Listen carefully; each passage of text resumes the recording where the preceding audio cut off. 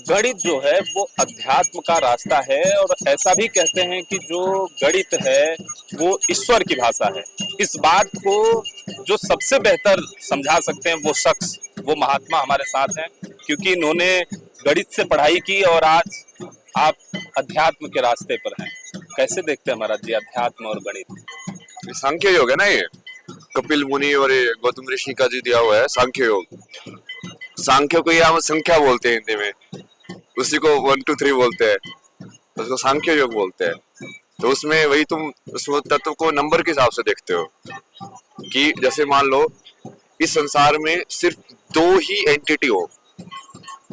दो ही एंटिटी मतलब मान लो कि जैसे एक हवा है और एक हवा को महसूस करने वाला है, सिर्फ दो ही लोग हैं। अब उसको लोग भी नहीं बोल सकते वैसे तो, क्योंकि जरूरी नहीं है कि वो इंसान ही हो, कुछ और भी हो सकती है उसकी योनि, बट मान लो दो ही चीज है, तब वो कैसे होगा?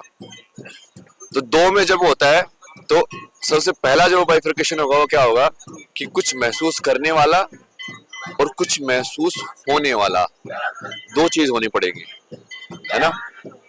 एक सब्जेक्ट चाहिए, एक ऑब्जेक्ट चाहिए, तब जाके दो का खेल हो सकता है। अब ये भी हो सकता है कि मेरे लिए वो ऑब्जेक्ट है और उसके लिए मैं ऑब्जेक्ट हूँ।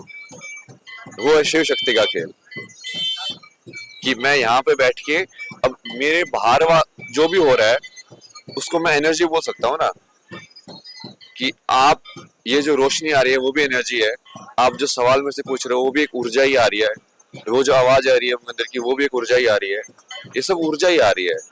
वो पूरी सृष्टि, जिसमें उनको बोला था ना ये सृष्टि से शादी कर लो, तो वो शिव शक्ति वाले से पहुंच गए, तुम दो में पहुंच गए, तो वो एक से दो हुआ। जैसे आप एक को समझो, एक बहुत खतरनाक है समझ रहा, एक जीरो और इन्फिनिटी एक ही चीज है, क्योंकि जो एक है मान लो पूरी लाइट है, तो पूरी लाइट है तो आपको अंधेरा क्या हो कैसे समझेगा? पूरा हरा रंग है तो आपको कैसे पता चलेगा ये हरा ही है? अब आपको पता ही नहीं कोई दूसरा रंग। समझा आप? तो एक है वो शून्य ही हो गया वो अपने आप में, कि वो एक्चुअली में कुछ भी नहीं है, बट वो सब कुछ भी है। तो वही एक है, वही जीरो है, वही इंफिनिटी है। तो सबसे पहले गणित के अंदर ये तीन कॉन्सेप्ट आते हैं। अब इन सबको आप नंबर मत देखो, इन सबको कंसेप्ट देखो। फिर उसके बाद तीन ऑपरेशन के कंसेप्ट आते हैं, प्लस माइनस और इक्वलिटी। जैसे आप इक्वलिटी का कंसेप्ट देखो, इक्वल जिसको बोलते हैं ना मैथमेटिक्स में, उसका मतलब क्या है? बैलेंस। बैलेंस मतलब जैसे मैथमेटिक्स को थ्योरम देते हैं कि a is equal to B हो, तो यदि मैं उसको रिवर्स कर दूं तो b is equal to a भी होना चाहिए।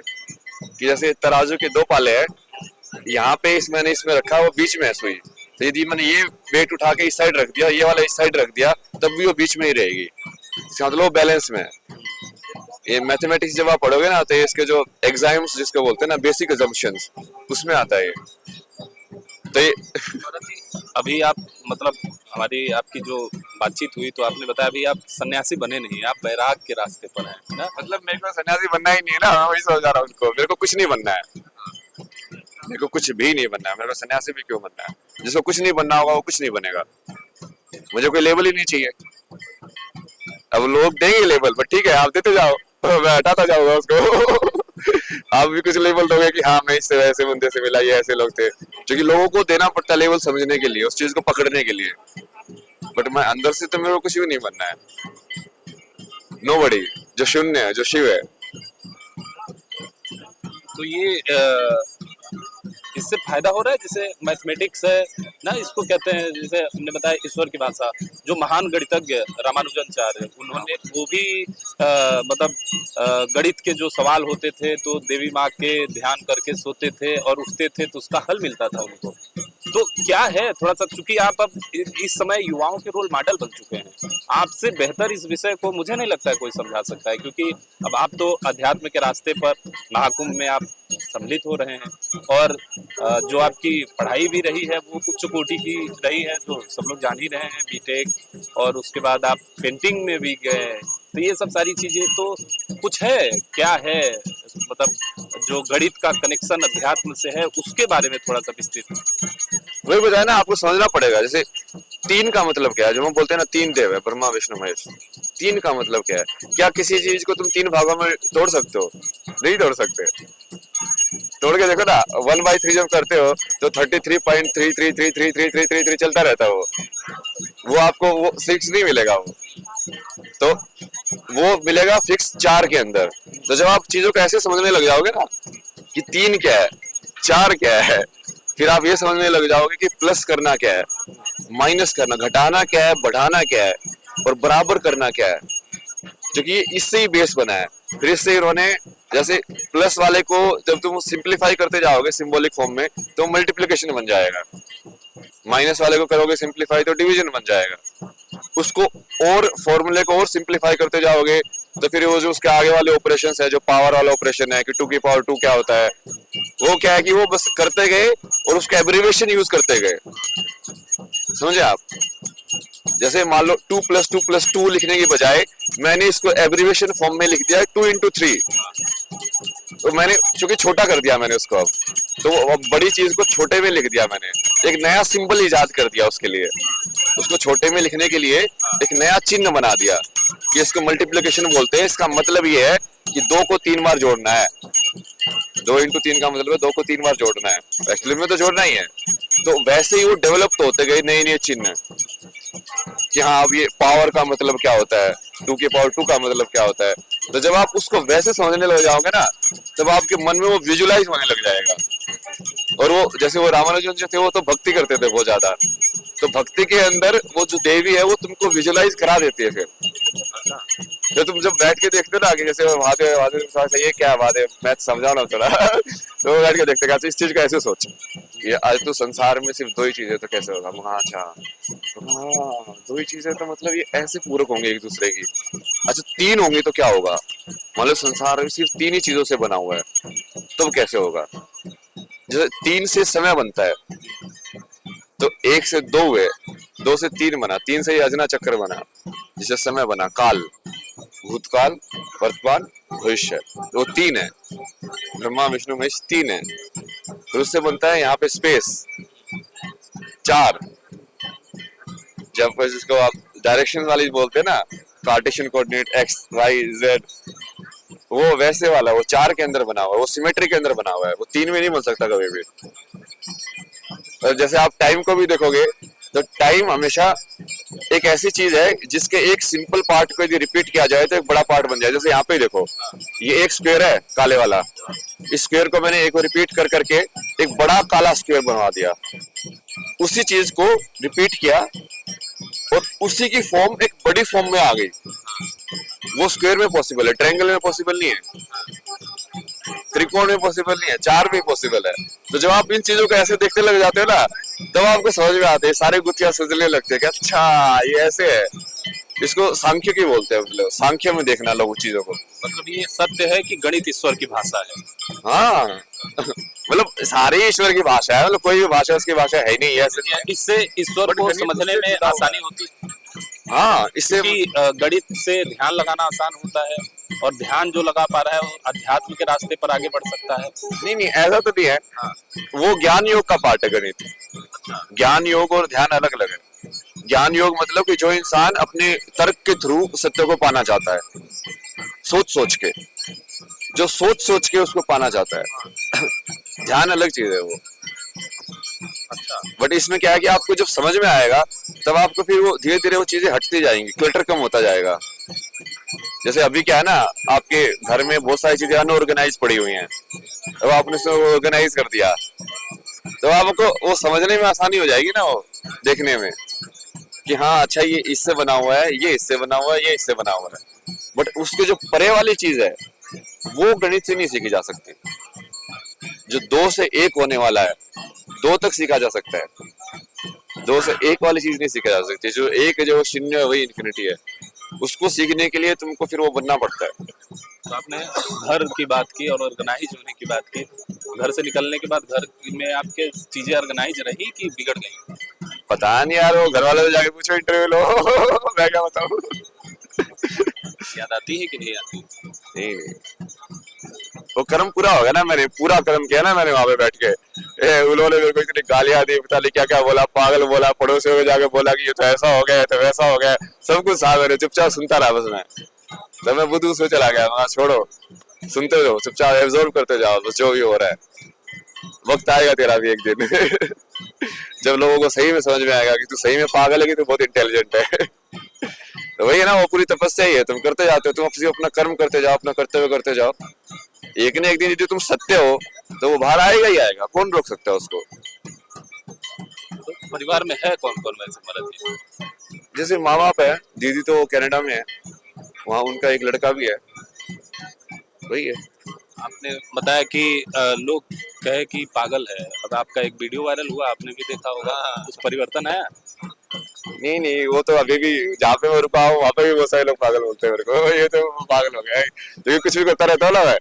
जैसे अभी गया, मान लो अभी बाहर गया, ये मिट्टी लेके ऐसे सिर पे लगा लिया हम लोग ये क्यों किया इसने, अब मैं क्या बताऊँ, मैंने क्या क्या बात है, बोला मैंने कर दिया।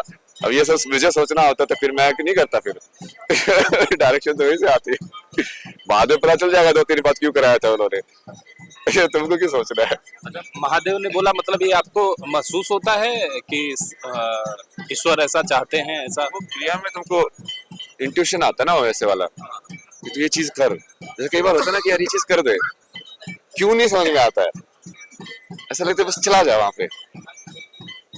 वो सिक्स सेंस जिसको बोलते हैं ना, इंट्यूशन जिसको बोलते हैं, वही उसको ये अंतरात्मा की आवाज बोलते हैं, और जो अंतरात्मा की आवाज है वही आत्मा की आवाज है, और जो आत्मा है वही भगवान है।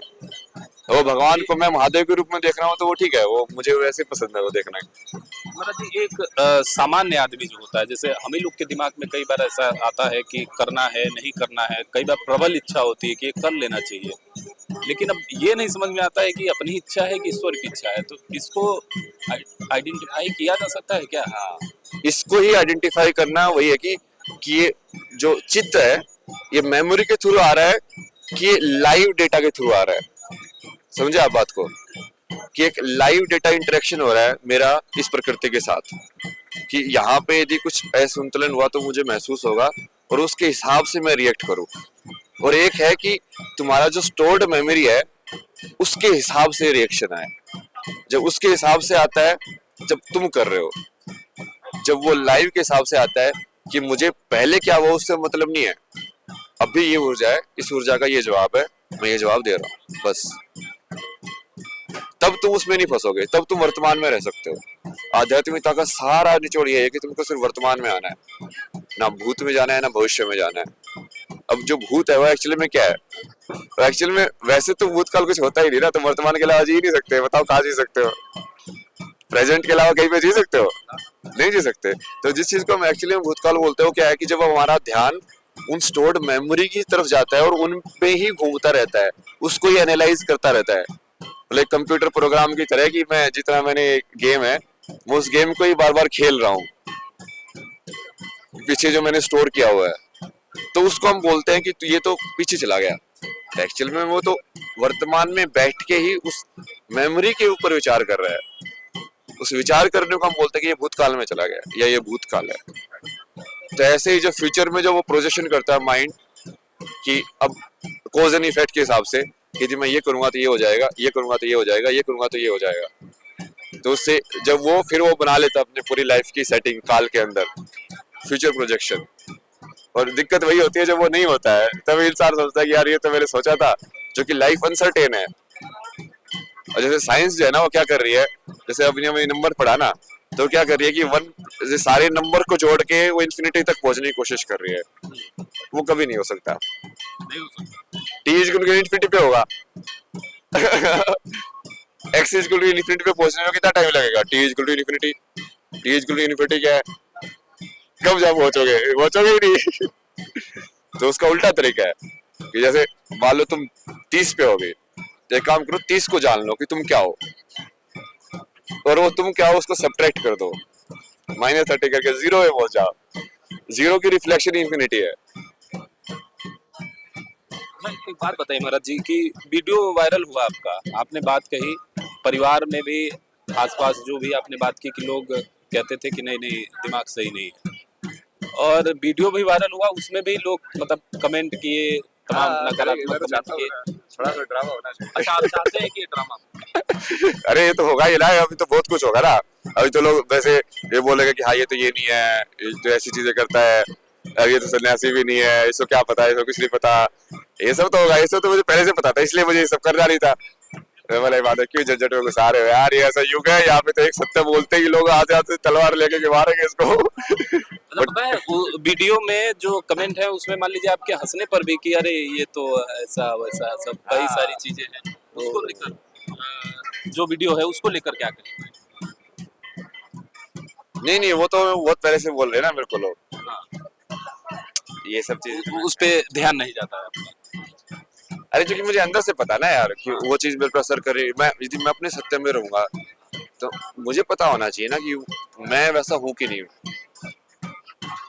जब मुझे पता है कि मैं ये हूँ तो आपके बोलने से ना बोलने से क्या फर्क पड़ता है। जब तुमने अपना स्वरूप जान लिया तो बाहर वाले तुमको कैसे देखते हैं उससे क्या फर्क पड़ता है। तुम अपने आप को कैसे देख रहे हो तुमने देख लिया, वो तो सब करेंगे ही ना, वो सब तो बहुत दुनिया में। अच्छा, एक सवाल और है कि सनातन धर्म में वैसे सन्यास तो बहुत ऊपर की चीज है, सबके बस की बात है भी नहीं, लेकिन एक सामान्य चर्चा होती है ना कि सन्यासी वही बनता है, साधु वही बनता है जो जीवन में कुछ कर नहीं पाता। आप तो बहुत कुछ छोड़ के आए हैं। नहीं नहीं, ये गलत है ना, ये धारणा ही पूरी गलत है। इसलिए तो मैं महादेव को मानता हूँ, महादेव परम ज्ञानी, परम कला, मतलब कलाओं के स्वामी, मतलब देखो नटराज, वीणा बजाना, उनको सब ध्यान का पूरा सारे संसार का ज्ञान, अब वो बैठे अगर आग के अंदर कुछ तो होगा ना वहां पे। जिस इंसान को सब कुछ आता है दुनिया का, जो कोई भी चीज है जो उसे अछूती नहीं है, अब वो चीज करके क्या होगा ना, फिर तुम संसार में फंसोगे नहीं। वो उल्टा तरीका है, एक्चुअली ज्ञान वाला तरीका है वो, कि उसमें तुमने ये मान के चलो कि तुम राजा बन गए हो संसार के, इसलिए नहीं कि लोगों ने बनाया है, इसलिए कि तुमने पूरे संसार को ही जान लिया, इसलिए कि तुम लोगों को देख के साइकोलॉजी समझ जाते हो, तो वो तो उल्लू कैसे बनाएगा। तुमने देख लिया है, अब मैं आपको देख के मुझे पता चल जाएगा आप अगला सवाल क्या करने वाले हो, तो हो गया ना, उसके बाद मुझे क्या चाहिए, मैं तो राजा हूँ। महाराज जी, सन्यासी तो मतलब बहुत उच्च लेवल पे वो तो समझ भी जाते हैं ना, बाबा बागेश्वर धाम है, मन में क्या है। ये सिंधिया बोलते हैं ना वैसे तो इनको, ये समझने को तो बहुत कुछ समझ आ सकता है। तो ये वही है, बट इन सब में अटकना और इन सबको यही है ना कि सबके परे क्या है भाई, शून्य। बट वो शून्य वही है कि जब तुम पूरा वो कंप्लीट कर दोगे ना ज्ञान वाला सर्कल, तब तुम बेसिकली, जब आप वैसे जैसे लक्ष्मी की बात कर रहे थे ना कि हाँ पैसे का कैसे इंतजाम होगा, बट जो एक पूरा योगी होगा, जो महायोगी, जो महादेव है, वो महादेव को पूरा ज्ञान है, उनको पूरा पता है कि इस पेड़ की कौन सी चीज को कैसे करके कैसे खाया जा सकता है। ज्ञान ही तो चाहिए, खाना थोड़ी प्रॉब्लम है, ज्ञान प्रॉब्लम है।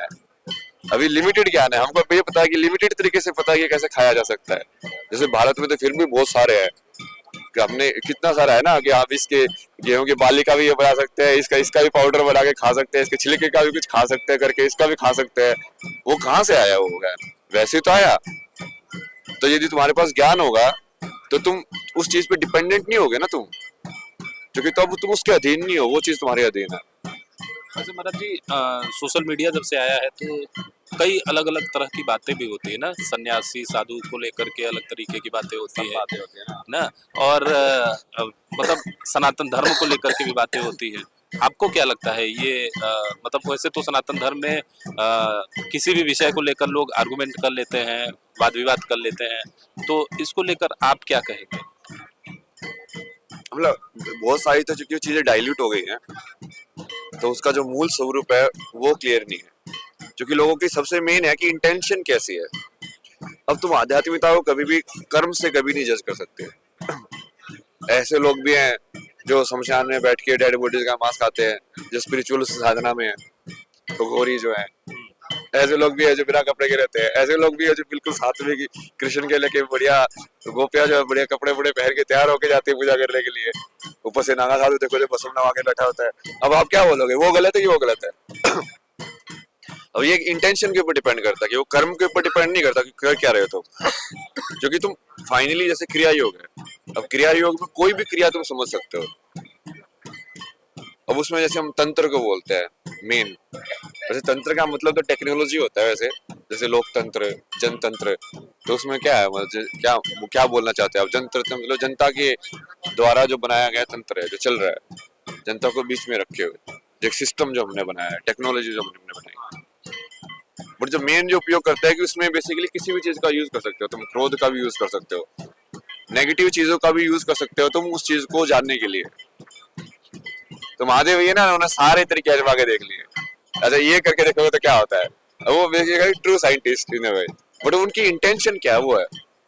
अब इंटेंशन जो है, हार्ट है, वो बहुत ज्यादा डिपेंडेंट है कि क्या वो चीज को, वो ज्ञान इसलिए पाना चाहता है कि वो दूसरे लोगों पे उसकी पावर ज्यादा हो जाए और वो उसी संसार में उस चीज को यूज करे, या वो इसलिए जानना चाहता है कि हाँ बस उसको पूरा जान के इसलिए खत्म हो जाएगा शांति, फिर कुछ करना ही बाकी नहीं है, कर्म खत्म हो जाएंगे सारे। ये सामान्य चर्चा ऐसे मतलब होता है कि सनातन धर्म को लेकर टीका टिप्पणी करना बहुत आसान माना जाता है, लोग करते भी हैं। इसको लेकर आप क्या कहें? ये तो हिस्टोरिकल है ना, ये 1000 साल का ये डब्बा पैक हुआ है ना ये। क्योंकि हुआ क्या कि जैसे अभी ऐसे पहले आप किसको एक तो वैज्ञानिक तरीके से समझना पड़ेगा युग कैसे काम करते हैं। एक एनर्जी है, जैसे धरती के ऊपर जैसे मून जो होता है, चंद्रमा, वो कम होता है या ज्यादा होता है ना, उसके हिसाब से उसकी जैसे पूर्णिमा पे ज्यादा ऊर्जा आती है। एक्चुअली में तो सूरज की ऊर्जा ही दे रहा है वो, इनडायरेक्टली बिचौलिया बना हुआ है बस वो, बट वो इस लाइक कि वो कम दे रहा है उस टाइम पे, ज्यादा पूर्णिमा के टाइम पे ज्यादा होती है ना रात को ऊर्जा। तो ऐसे ही जब आप साइक्लिकली तरीके से देखोगे कि जो सूरज की जो ऊर्जा है वो एक साइक्लिक तरीके से घूम रही है एक्चुअली में। फिर अब जो पूरा सोलर जो सिस्टम है वो भी एक गैलेक्सी के सेंटर के अराउंड घूम रहा है, जैसे धरती सूरज के अराउंड घूम रही है, जैसे सूरज और पूरा जो सोलर सिस्टम है वो एक बड़े सेंटर के अराउंड घूम रहा है, और वो जो चीज है वो पूरे एक बड़े सेंटर के अराउंड घूम रही है। तो ये जो एनर्जी के जो साइक्लिक ट्रांजिशन है, इसकी वजह से युग बनते हैं कि जब वो एनर्जी ज्यादा हाई होती है तो इंसान की चेतना हाई होती है, तो वो सतयुग में रहता है। जब एनर्जी लो हो जाती है तो इंसान की चेतना लो हो जाती है, तो वो फिर वो झूठ प्रेम और नीचे वाले चक्र जिसको बोलते हैं ना, ये 3 चक्र, उन्हीं में अटक के रह जाता है। मूलाधार मतलब सर्वाइवल, ये स्वादिष्टाना मतलब एंटरटेनमेंट प्लेजर, और ये अपना ये नाभि वाला जो होता है मणिपुर का मतलब की पावर, और उसके ऊपर आता है ये हार्ट चक्रा मतलब एम्पैथी कंपैशन। वो कहाँ है, मतलब कहाँ कौन एक्टिवेट करते हैं? इसी 3 चक्रों में ये लोग घूम रहे हैं आज के टाइम में। ये ऊपर वाले 4 तो भूल ही गए ना, बट वो वही है कि जैसे वो ऊर्जा बदलेगी तो अपने आप भी होगा वो। तो एक तो वो कारण है।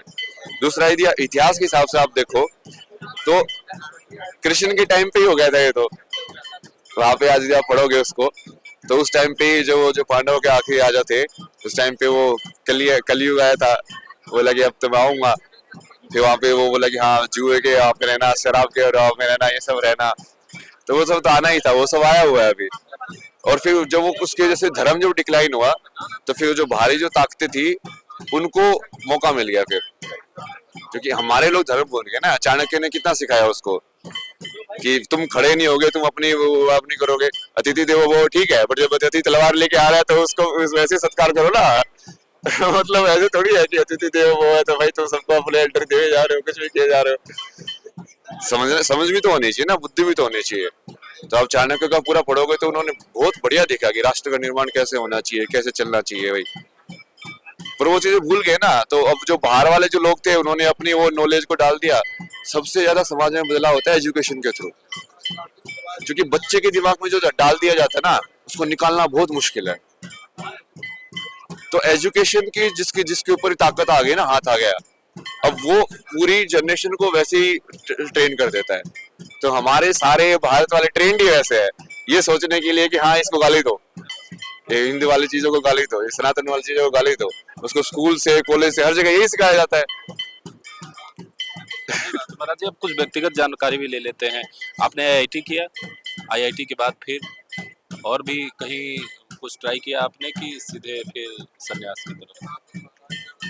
बहुत सारी चीजें ट्राई की ना, एरोस्पेस से जैसे आईआईटी किया, फिर मास्टर्स किया आईआईटी से ही किया, विजुअल कम्युनिकेशन, फिजिक्स पढ़ाई, ट्रैवल फोटोग्राफी की, कॉन्डे नास्ट में काम किया जो वोग जी की पेरेंट कंपनी है। एनिमेशन फिल्म्स की, बहुत सारी चीजें की। फिर बाद में भी से स्केचिंग वगैरह ये सब सीखा। फिर मार्केटिंग में कैंपेन्स वगैरह डिजाइन किए। फिर जैसे कनाडा में यूआई यूएक्स का काम किया ई कॉमर्स वेबसाइट के अंदर। और अभी तो उसके बाद तो फिर फ्री यहाँ मतलब सीखना सीखना सीखना सीखना यहाँ वहाँ। उसके बाद अभी जैसे मैंने राग वगैरह सीख रहा हूँ मैं बहुत सारे। अच्छा, म्यूजिक सिस्टम कैसा संगीत। है, संगीत मतलब बेसिकली क्या है कि भारत में जितनी भी चीजें बनाई गई है नृत्य शास्त्र से लेके नाट्य शास्त्र से लेके सारी की सारी आध्यात्मिकता के अंदर उसकी जड़ है। अध्यात्म। अध्यात्म में उसकी जड़ है। वो सारी चीजें वैसे ही बनाई गई है। तो जब तुम उसको स्टडी करते हो धीरे धीरे तुम उसको समझते हो कि अच्छा ये सारे गाँव पर कैसे है, ये सारे गाँव पर साथ ही क्यों होता है, ये सारे गाँव पर ही क्यों होते हैं, ये क्या सारे गमा साथ क्यों होता है महाराज जी? ये 7 चक्रों के हिसाब से है ना, वो 7 स्वर है, 7 ये चक्र है ना, उसके हिसाब से वो 7 स्वर है, वो अलग अलग। वो उनका नोटेशन दिया हुआ है, वो एक्चुअली में शॉर्ट फॉर्म है। ये इनका पूरा नाम है, वो एग्जैक्ट नाम मेरे को याद नहीं आ रहा। वो जैसे षोडश स्वर बोलते हैं उसको, ये वाला ये कैटेगरी वो स्वर है जिसको उन्होंने फिर शॉर्ट फॉर्म करके सारे गाँव पर ऐसे कर दिया वो। तो संगीत भी अध्यात्म के रास्ते में एक मजबूत स्तंभ है, वो भी। हर चीज को यूज किया जा सकता है ना, वही वो बोला। ये और यही नॉलेज हमारे टाइम में ओल्ड टाइम में था कि किसी भी चीज को यूज किया जा सकता है अध्यात्म के लिए, चाहे वो संगीत हो भक्ति के लिए। अब कितने सारे भक्ति वाले लोग संगीत का यूज करते हैं ना। अब ये मीराबाई थे जो क्यों ऐसे भजन गाती थी, क्यों ये सब करती थी। अब आप किसी है ना बढ़िया जो भक्ति वाला जो बंदा होगा ना उसको जाके देखना, उसके गले की जो जब वो बोलता होगा ना हरे राम अलग ही तरह की तरंग निकलती है उसकी। ठीक है महाराज जी, आखिरी सवाल ये है कि महाकुंभ आप पहली बार आए हैं? पहले भी आया था मैं जिसमें मैं, लेकिन ट्रायल फोटोग्राफर था फोटोग्राफर के तौर पे? हाँ नासिक में गया था मैं उस टाइम में। फिर मैं ऐसे राजा साधु के ऐसे दूर से फोटो लेता था आपकी तरह कि हाँ ये तो कैप्चर करना। इस बार कैसा लगा? इस बार तो अंदर से हिस्सा है, इस बार तो वही जानना, करीब से जानना, उस चीज को देखना समझना, और जो चीज सही है गलत है उसको देखना कि हाँ ये सब कैसे हो रहा है। अब चूंकि मैंने पहले भी कहा कि आप युवाओं के समय रोल मॉडल हो गए हैं, तो क्या संदेश देना चाहेंगे? यही संदेश है ना, अपने अपने पूरे ज्ञान जो है, मतलब तुम एक्चुअली मैं किसी को कुछ मना नहीं है कि तुम क्या पढ़ो क्या नहीं पढ़ो, बट पूरा पढ़ो। ये तुम फिजिक्स पूरी पढ़े ना तो उसको फिर वो भी पढ़ो ना, ये एपिजेनेटिक्स ये सब क्या होता है। वो जब बोल रहे कि जब डीएनए चेंज हो जाता है सोचने से, वो चीज क्या है, वो भी तो साइंस ही है। जो क्वांटम फिजिक्स में बोलते हैं कि एक पार्टिकल 2 जगह पे एक साथ एग्जिस्ट हो सकता है, वो क्या है, उसको नोबेल प्राइज मिला हुआ है। जो वो अध्यात्म वाला वही इंसान बोलेगा कि एक इंसान 2 जगह पे रह सकता है, भगवान 2 जगह प्रकट हो सकते हैं, बोलोगे तो हो ही नहीं सकता। जब वो जो नोबेल प्राइज विनर साइंटिस्ट बोलता है कि एक पार्टिकल 2 जगह पे रह सकता है एक टाइम पे, तब तुम नहीं समझते हो क्योंकि तुमने उसको भी पूरा नहीं पढ़ा है, उसको भी थोड़ा सा ही पढ़ा है। तो इसको बातचीत करने के लिए बहुत बहुत धन्यवाद। ये महाराज जी थे अभय सिंह। अभी कोई ऐसा नाम तो नहीं हुआ जो आमतौर पर सन्यासियों का होता है, लेकिन ये वैराग्य के रास्ते पर इन्होंने हमसे अपनी जो विचार थे वो साझा किए। वीडियो जर्नलिस्ट अंकितेश चौरसिया के साथ मंगला तिवारी, पीटीसी न्यूज प्रयागराज।